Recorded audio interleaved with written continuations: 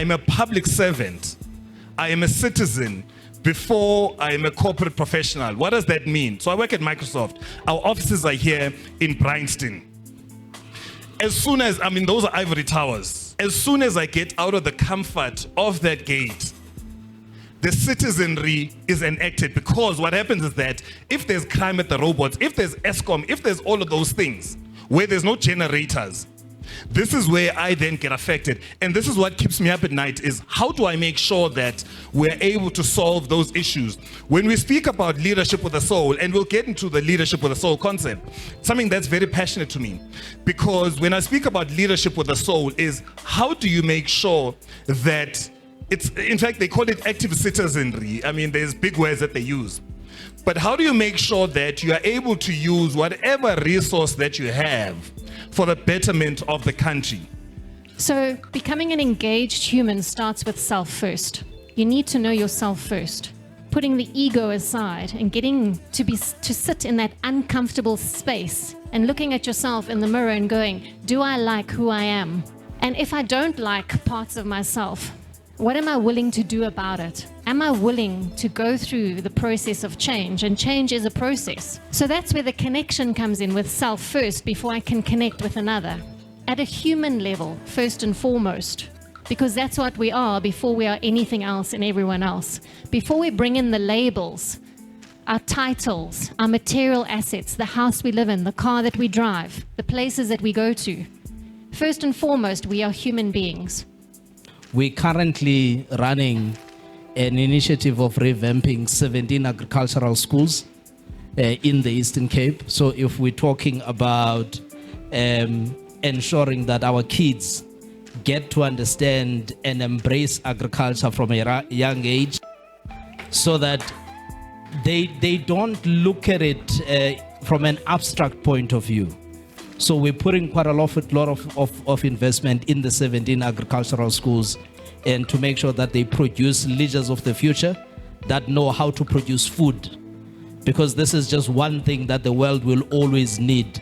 As human beings, we'll always need food. And we need people that are going to be passionate about producing food going forward. Africa, we have everything. We have many resources. We have everything. We have gold. We have water. We have mine. What we don't have is leader.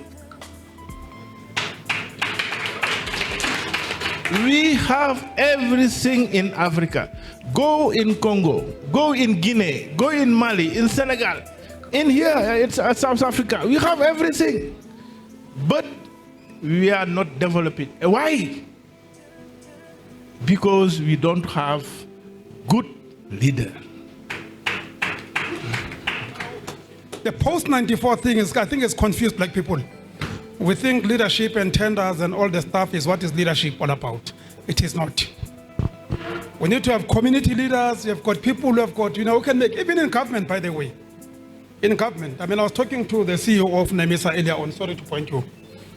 And he says, I'm from NEMISA. He said, do you know NEMISA? I say, no. I actually do.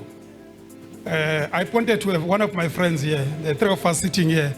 We started NEMISA, by the way, far back in 1999, when we were in government, because we realized that there's a problem of skills shortage for the future. And we said skills for the future are in short. We didn't listen to political leadership of Mandela and somebody else. We took a decision in our environment where we are. We said we have got a problem of SAPC that has got the producers that are only white. All producers in South Africa at that point in SAPC, there was no ETV, were all white. So, but I can't live with that. That's why we came with the concept of what we call School of Broadcasting, which is NEMISA today. So I'm saying it's that soul that is important. When we cannot infuse some skills in black people, black children, there's no hope. It's a privilege to be in this room, but looking around, one could tell that there aren't a lot of youth around here. And as you said, Andile, that it starts with a conversation, which I'm sure a whole lot of leaders here know somebody, the right person, for every conversation that needs to be held, right?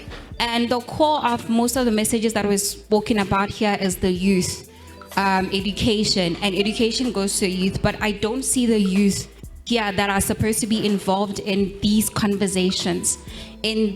As people that are here, people in corporate, people in government, people in NGOs and NPOs who know somebody who has the right solutions to equip or connect to that to the youth that are here.